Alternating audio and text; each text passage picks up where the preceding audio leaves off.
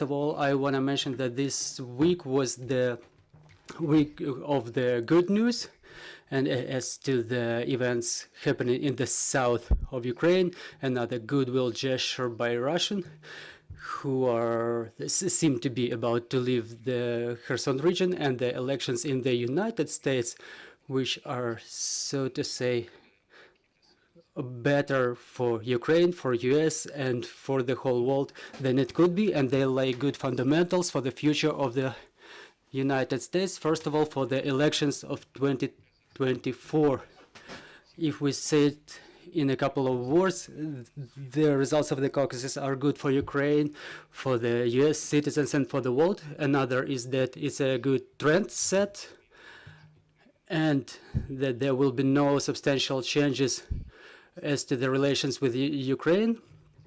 Current administration will be in power another 2 years, and they will not change their policy with regard to support of Ukraine to Russian Federation. And the only thing that can change is the parameters and the role of Congress.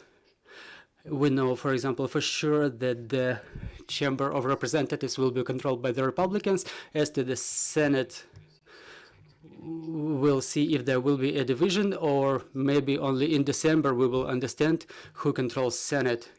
So in general, those are positive news. We may talk about the general context of the elections and how will it influence. Well, yeah, why is it positive?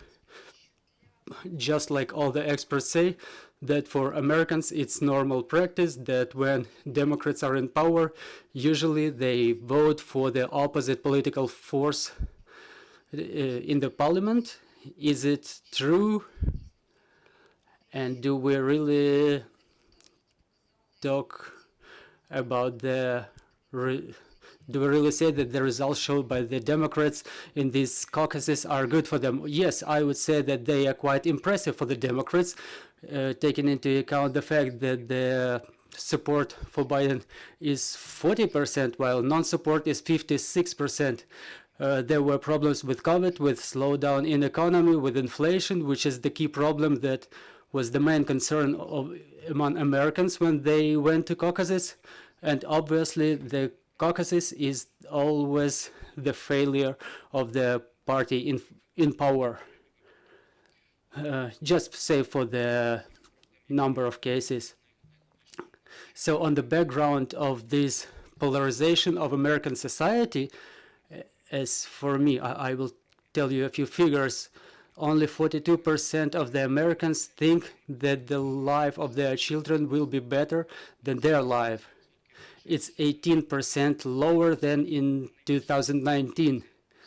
And the highest figure is 79%, where in 1999 and 2001, which means Americans don't really believe that the economic and political system which exists at the moment, and we can say this in context of globalization, that this system serves to their interests.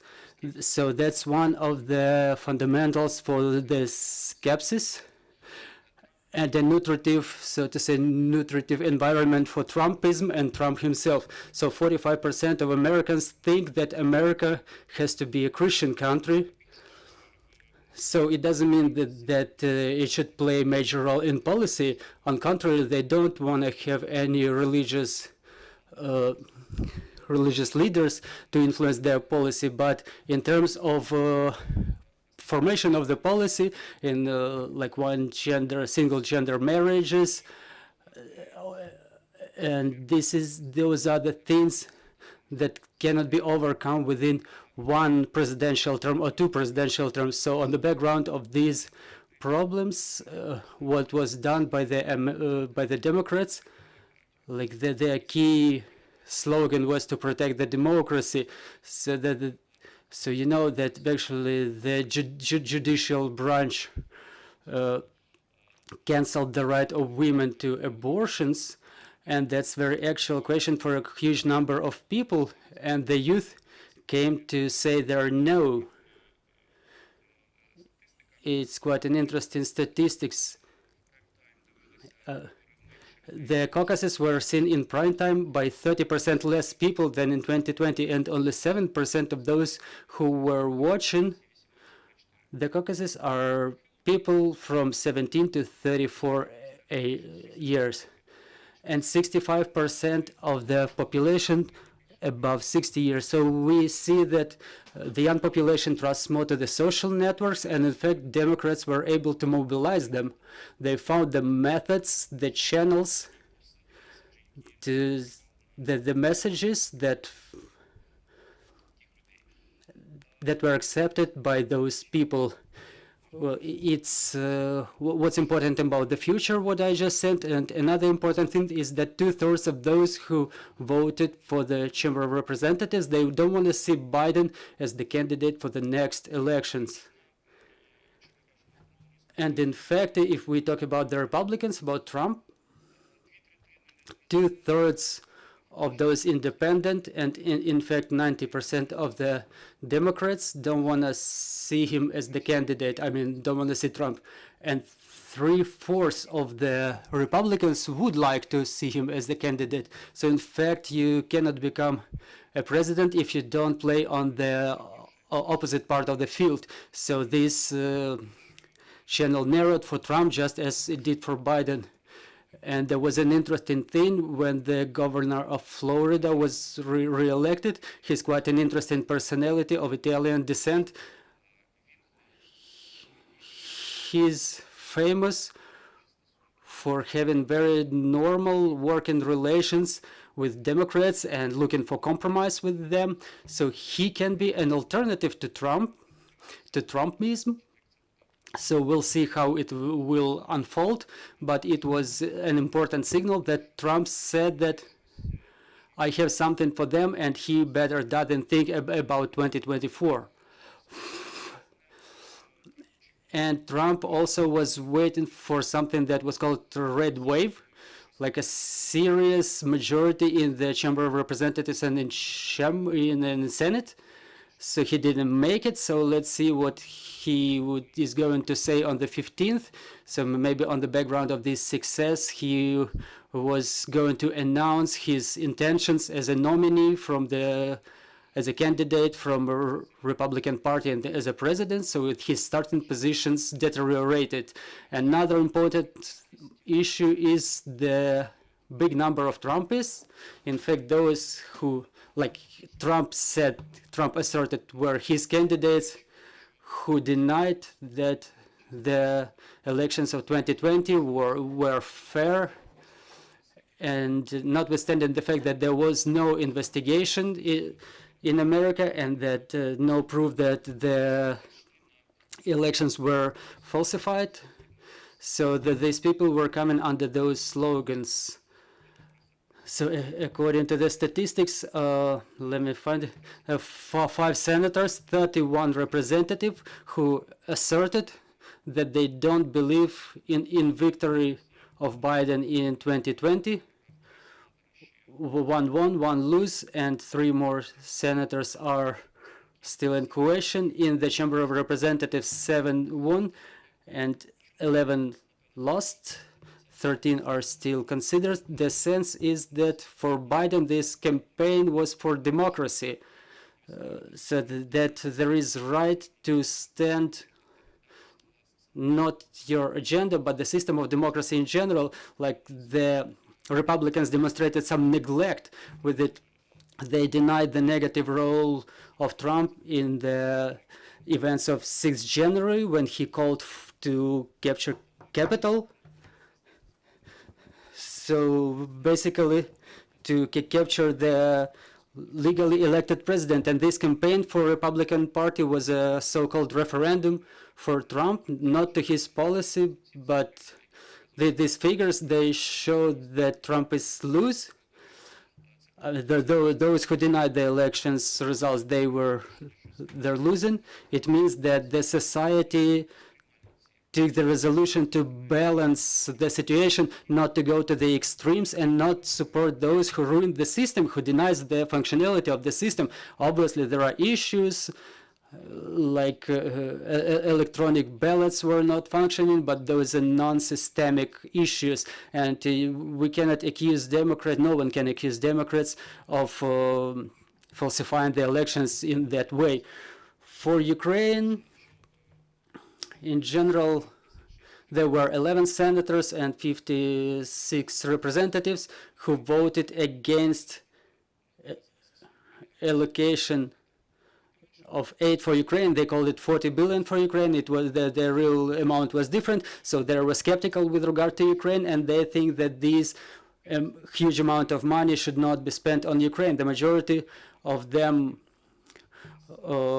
made it to the Senate. One of them, Rand Paul, who blocked the defense budget of the United States in order to have his amendments added as to creation of the post of the position or of the Office of Inspector General to monitor where the money for Ukraine is really going.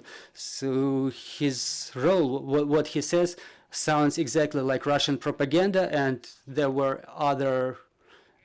another number of odious Republicans who made it to the Congress. But with the results, we're seeing the role of real conservators is increasing, and it's for use of Ukraine.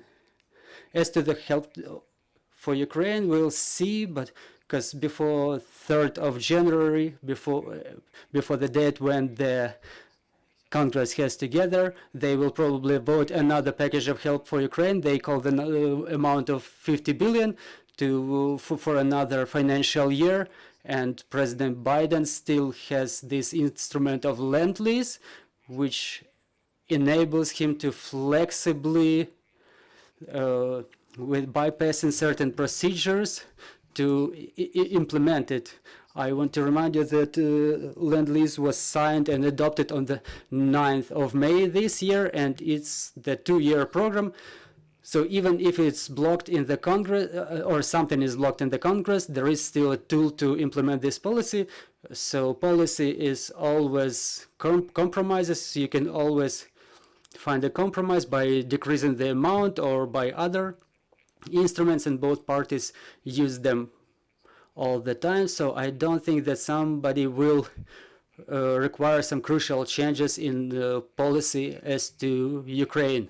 So I think that this is what we enjoyed all the time. It's bipartisan policy. It's still in place, and it will remain. Certain Republicans, Trumpists, will play some negative role in this process, but they are not in majority, and their capabilities are limited in terms of imposing their position. Maybe if there are more Trumpists in the Congress, the situation could be worse for us. As to the odious Trumpists, as you mentioned them, we've heard those statements, and statements of one of the Trumpists was that if the Republicans win, Ukraine would not receive any single cent. What was it? Was it the pre-election campaign, or is it something reasonable, some reasonable slogan? Well, I think that the phenomena of Trumpism, just like radical left, the radical right are the populists, and they try to use this hype. So I think that, first of all, it's this kind of thing. So I advise everybody to watch a 1976 movie, which is called The Network. It's about the news anchor who became a politics in future. And it's about Trump and Trumpism, and the key idea is that he uses some abstract dissatisfaction of the citizens and their readiness to do something, not to create, but rather to break something. And it's Trumpism. It's the general term for something that is happening in Europe as well, in certain countries. Thanks God, Europe is more balanced in this sense, but the politicians like him, they are in Europe too. So first and foremost is the understanding of the fact that what's happening in Ukraine, what Russia is doing, is a threat not only to Ukraine, not only to the countries of the region, but to the interests of the United States in total, in general. So if we see, based on the objective reasons, the support for Ukraine will remain, and the other things are the nature, the character of this support. We would like to see the arms with the better with the longer radius. And now we see the news that Patrushev is in Tehran, and probably there will be strikes on the Ukrainian cities by ballistic missiles from Iran. I'm not talking even about the drones from Iran. So the new escalation should lead to rethinking by Biden administration of those means and weapons provided to our armed forces. Ukrainian diplomacy, we understand that on the background of US elections, we need to work with both parties. Do we have enough cooperation with the Republicans? Well, there are some people you cannot convince, but obviously I know that Ukrainian deputies visit Washington. They have meetings, which is traditional and right, with the representatives of the both parties, and apparently it can be never too much of this. From the point of view of government policy, I would increase the resources. I would make this delegation systematic.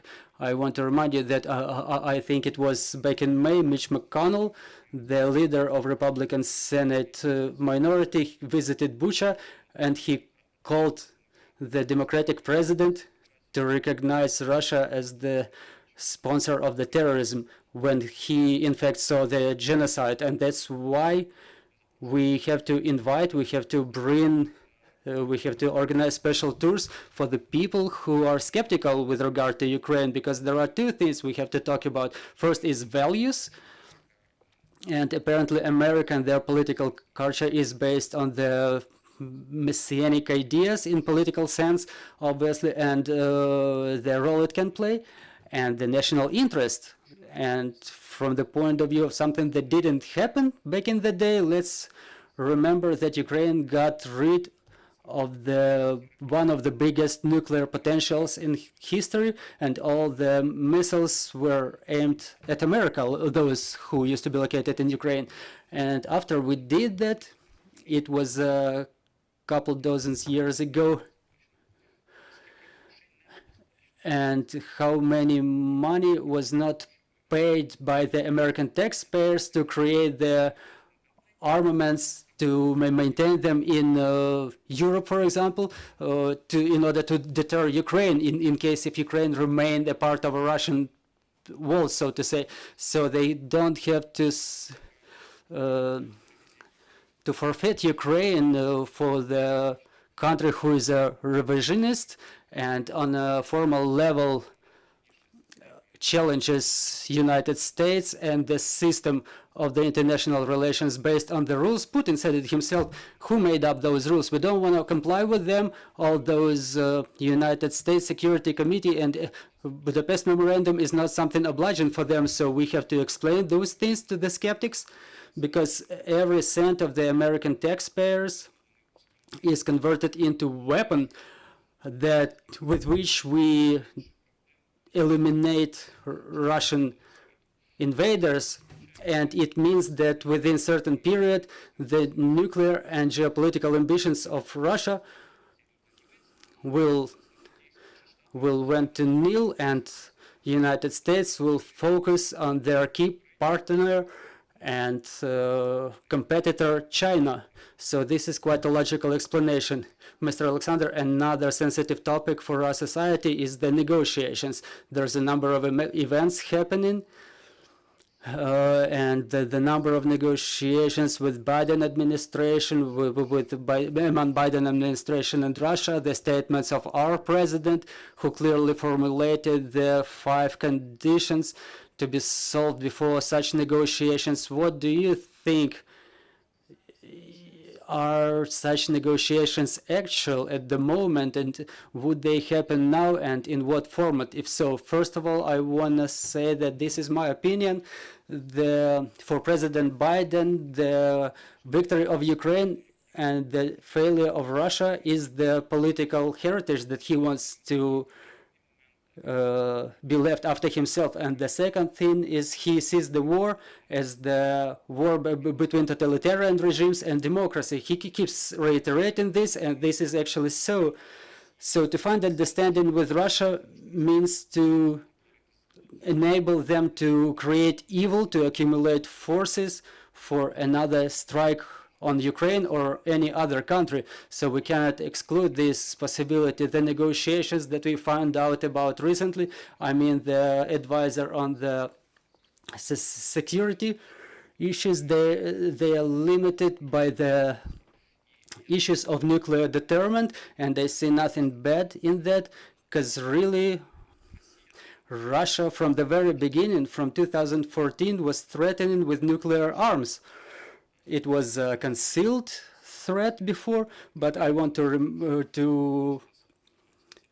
remind you that Putin said in his interview that when the illegal annexation of Crimea started, back in the day, the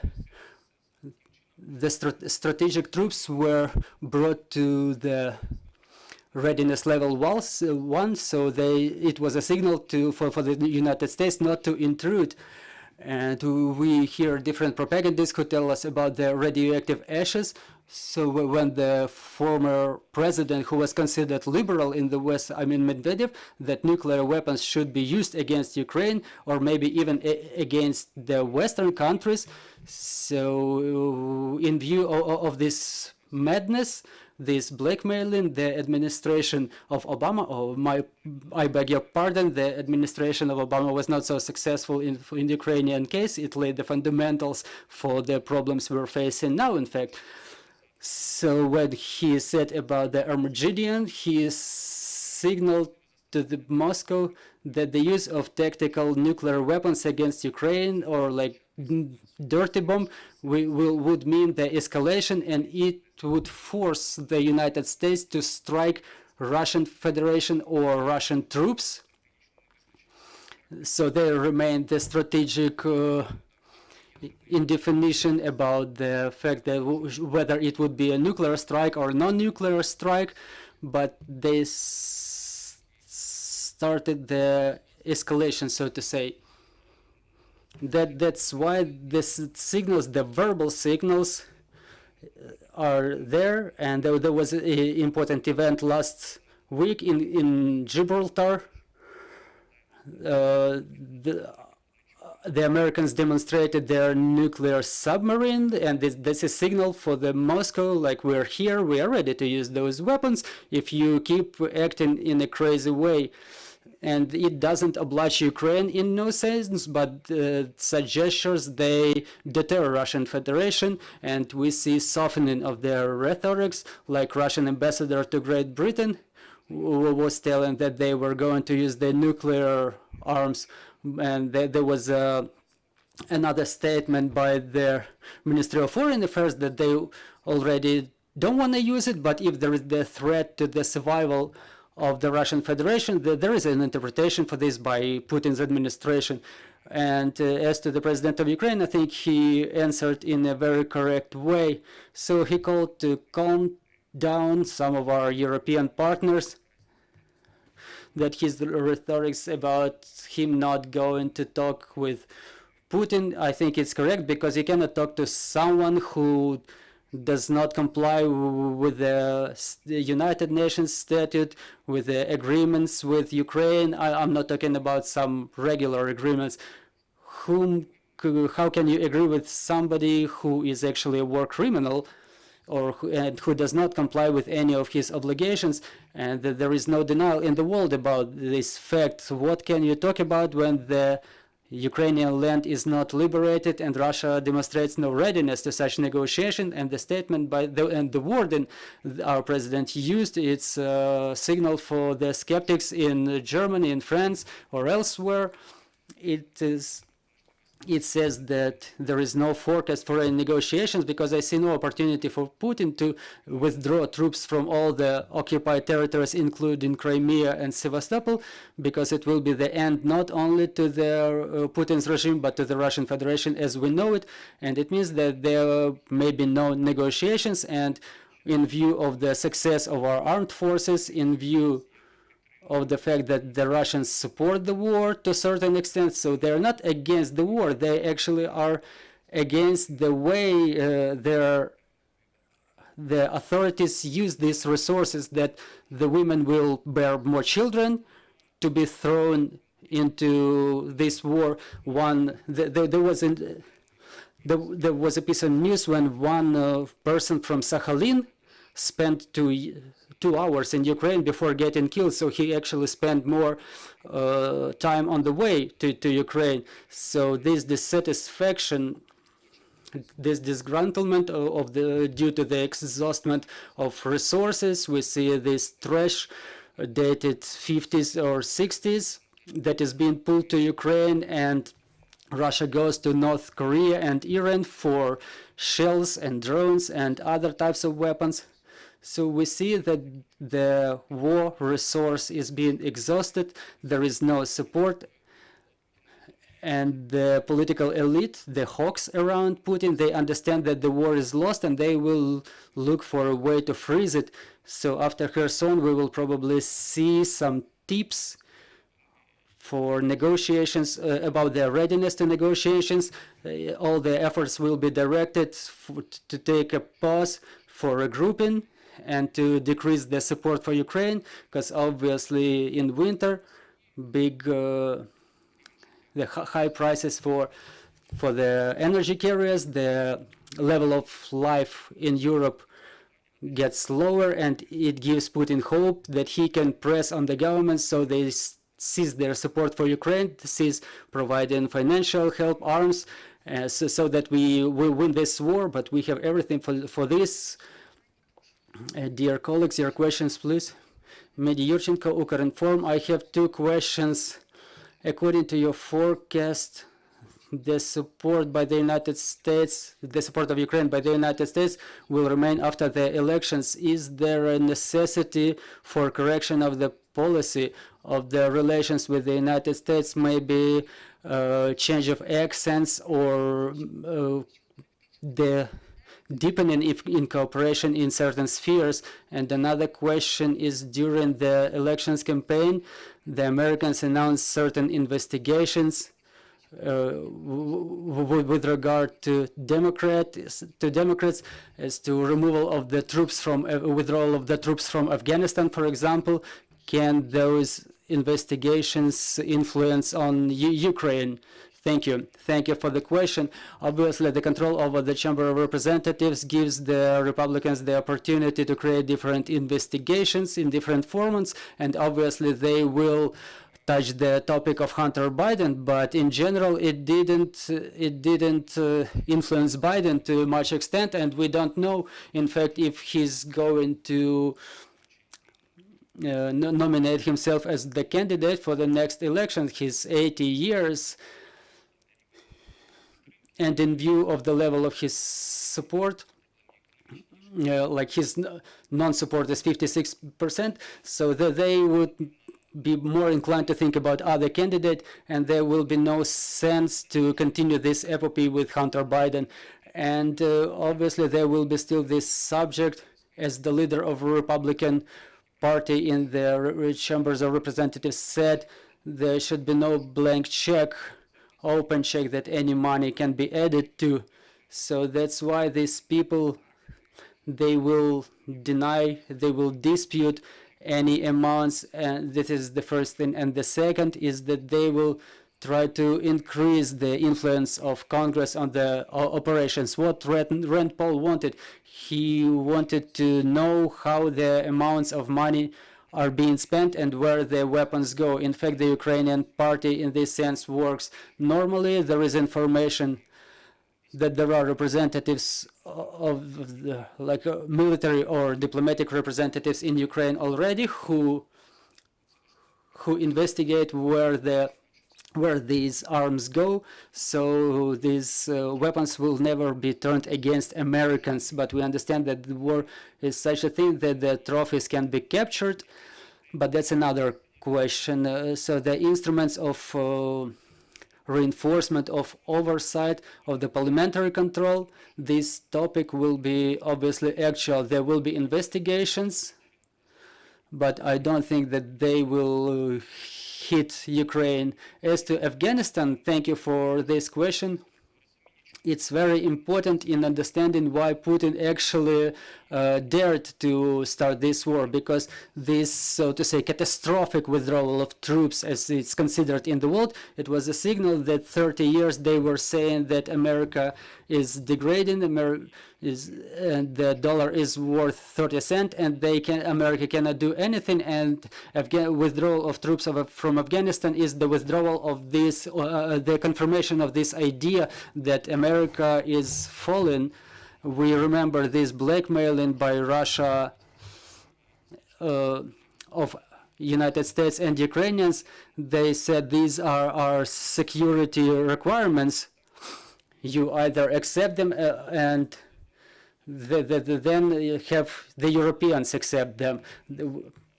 And it was actually the ruination of NATO, destruction of NATO, and withdrawal of America from European affairs. So even Trump would not like it.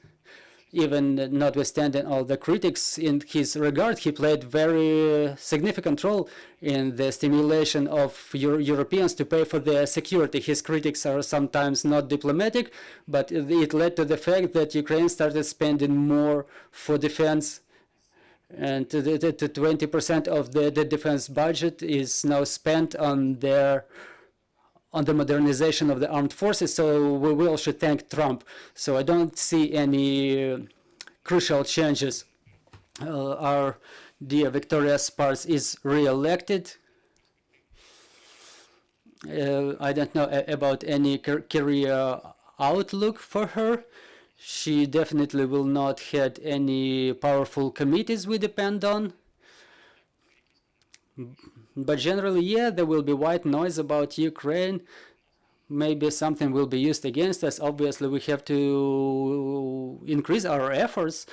It's like no difference. Ukraine is for always. United States is an eternal thing. It's not like we come to a point where we don't have to do something else. We understand our national interests, and our national interest coincides with the national interest of the United States. If we talk about the foreign policy and other questions, there is a consensus that Ukraine is very important in ideological regard, in strategic regard, so against China, and from the point of view that they war against Russia, they don't want to split Russia apart, but they want to debilitate it, so it doesn't pose a threat to either Ukraine or other NATO alliance that United States have obligations to, including the use of nuclear weapons. So this support will remain for Ukraine. And other questions, please. Thank you for your interesting remark. We already had a conversation 2 days ago.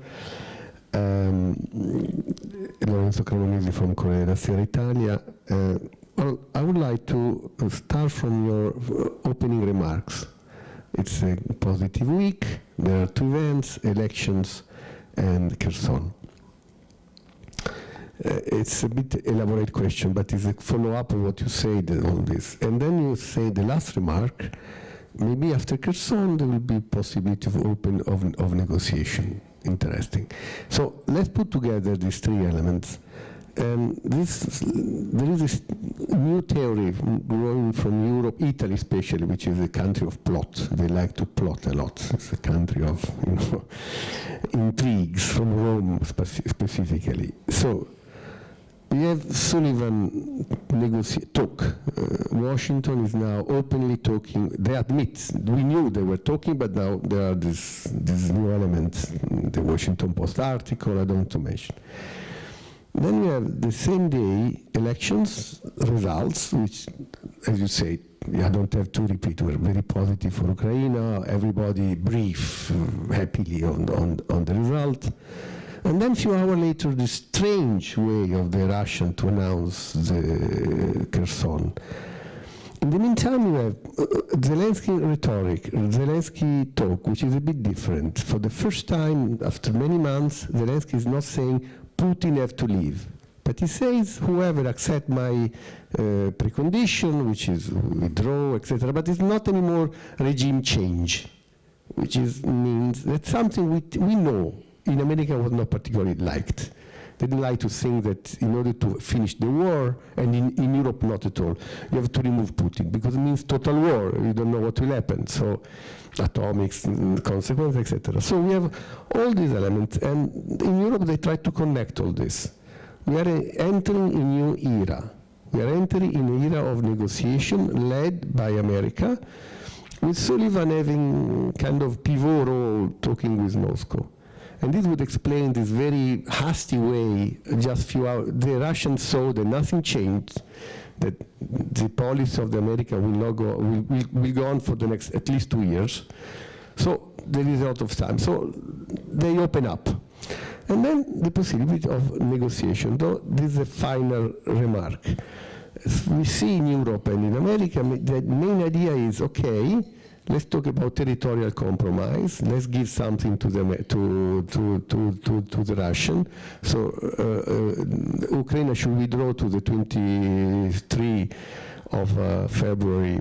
Sorry, Russia have to withdraw to the 23 of February border.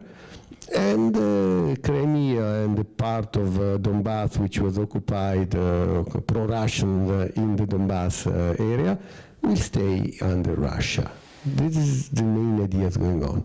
Does it make sense? It's totally stupid. What is your comment? Thank you. Well, thank you. First of all, even before this all-fledged, all-out invasion of Ukraine, a lot of Western appeasers, Samuel Sharapa from Rand Corporation, John Mearsheimer, I'm talking about analytics, I'm not talking about people like the anchor of Fox News, who is actually repeating the Russian propaganda. So they were saying, Russia is a nuclear power, much stronger in conventional means.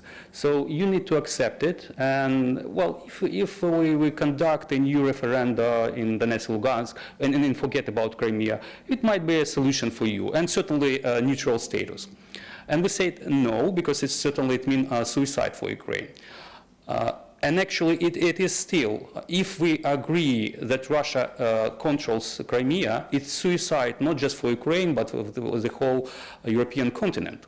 And you know pretty well that thanks to the illegal annexation of Crimea, Russia was able to boost its presence in the Middle East and Northern Africa.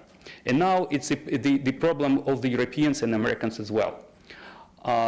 The Russians are trying to project this power to the European nations in the Mediterranean as well, which is the soft underbelly of Europe, including the Balkans.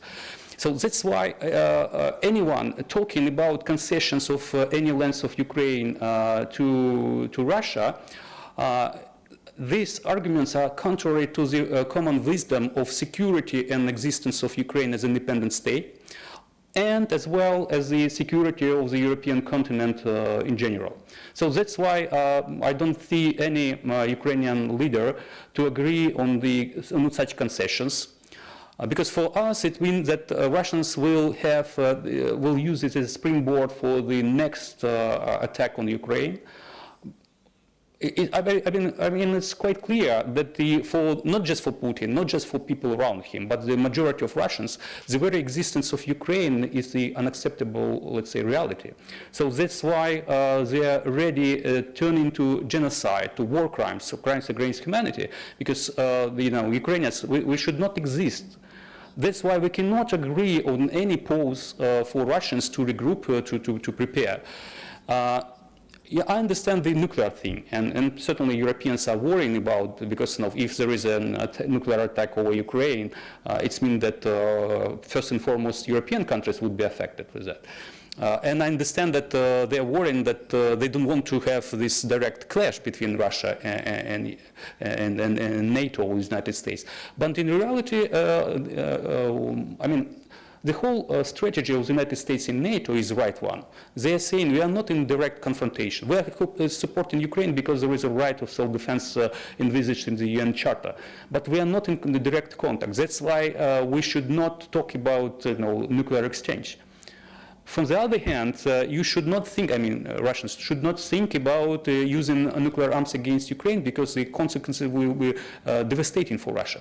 So, there is no really reason for Ukraine that is liberating its territories, and we got momentum, and we got enough resources and will, and we are not certainly happy with any ideas to freeze the conflict. I see no reason for Ukraine to agree on such terms, neither for the Europeans, because it would be temporary peace for the second, much bigger war, much brutal war, and not just against Ukraine. So that's why I don't believe in any talks. Diplomats certainly should be ready for talks, but there is no substance of these talks, and there is no agency of Putin to conduct talks, because we don't believe him.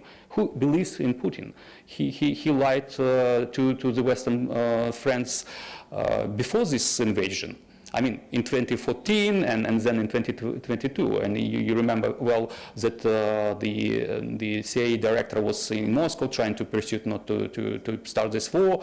Mr. Macron was negotiating a new summit between Biden and Putin just a couple of days before the invasion, and Putin decided not to listen, because he accumulated enough, as he thought at that time, capabilities to finally solve Ukrainian issue. So that's why I see no real ground for any negotiations. And those who are talking about negotiations, they are talking in principle. Yes, we are ready to talk to Russians on the, let's say, timeline, how they are going to withdraw from all occupied territories and pay us reparation for this illegal and devastating war, and certainly returning our citizens from Russia who were forcefully deported there, including 6,000 Ukrainian kids. And certainly guarantees for Ukraine. And it's not just about our right to be members of NATO or have some different kind of guarantees. But from the other hand, it's a new type of arrangements with Russia, similar to that we have these conventional forces in Europe. So we need to have we need Russians to remove their troops from our borders, let's say 200 kilometers away, whatever, and it would be a sign of let's say of the resolution of our conflict with Russia. But I don't see that there is an appetite in Moscow. Until after Putin leaves, there is no possibility to stop this war, and it will go on. So just a little follow-up. I see you now saying till when Putin leaves, but it's not exactly what Zelensky is saying now lately. He's not talking anymore of regime change. Well, there was no. We didn't want regime change in Russia. Russians wanted to make a regime change here, but allow me to ask you just a little follow-up. First of all, can you say that you are an ex-diplomat, so you have friends but can you say that there is now an America project which is maturating from Washington, maturing, being built up? To have the negotiation at this phase, in this phase, after the Sullivan exchange of ideas with Moscow. And secondly, you say there was no Ukrainian leader ready to compromise on territory. But sorry, sir, in March, the famous 60th point, I remember talking with Kuleba about this, the famous 60th point which arose in Istanbul meetings was exactly this. The idea was you go back to the border, you withdraw, and then we freeze for 15 years the status of Crimea and the two Donbass self-autonomous region, Lugansk and Donetsk. So the idea of a territorial compromise was already there. Final, not final, but I talk about 15 years. It's a long time in politics. Everything can happen, but even annexation from Moscow. One thing for me is clear. In all this, Ukraine is not neutral anymore. Ukraine is now the stronghold, the castle, the wall of the European democracy. So that's clear also to Putin. Putin will know that there is no this idea anymore of neutral Ukraine, NATO or no NATO. But again, the point is, freezing. Find one formula. Not talk about the final status, but this idea is. And negotiations somehow are building up, are more possible now than 1 month ago. Thank you. First of all, the politics is the art of possible, and certainly there are compromises. Had we not started to fight back Russians, there would be no Ukraine, and certainly it would be the, how they call it, the like federal state of Russian Federation, or whatever they might call us. So that's why the situation has changed. And if you remember that when Zelensky came to power, he was skeptical about NATO, and he was ready just to give up on this idea, but the situation has changed. And actually, it's with every president who comes to, who is elected here in Ukraine. Whatever pro-Russian views he may bear before coming to office means that he understands the threats, real threats, and he changed to be a real, let's say, patriot of Ukraine, and who see the real means how to implement the national interests of Ukraine. So that's why we should not talk about these compromises that Kuleba was voicing when it was not, let's say, it was not, at that time it was difficult to predict what would happen. Certainly Ukraine was in position to fight back whatever the cost, and even without American support or the European support, we've been fighting Russians, because we understand that Russian occupation, it's a genocide, it's the extinction of Ukrainian identity and other things. So that's why we just, if there is a possibility for Ukrainians to fight back, we will be doing it until we have such an luxury, I would say. So that's why I don't think that it might be actual to pick this compromise of 15 years lease of Crimea to Russia.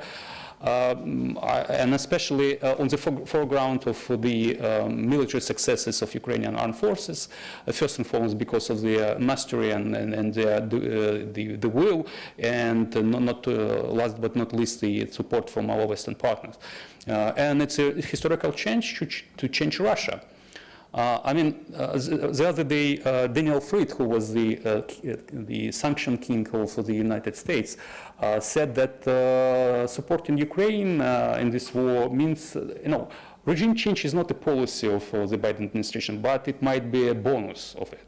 So I believe with Ukraine we can push Russia back, and secondly we may create a favorable ground for the Russian society to step in and to change the political system and the political elites who led them to such terrible mistakes and such terrible sacrifices from their side, but certainly from Ukrainians. So I don't believe that there is a right moment to talk about talks, and there was no change of rhetoric on the part of Mr. Zelensky, because it's not acceptable for Putin to leave annexed Crimea.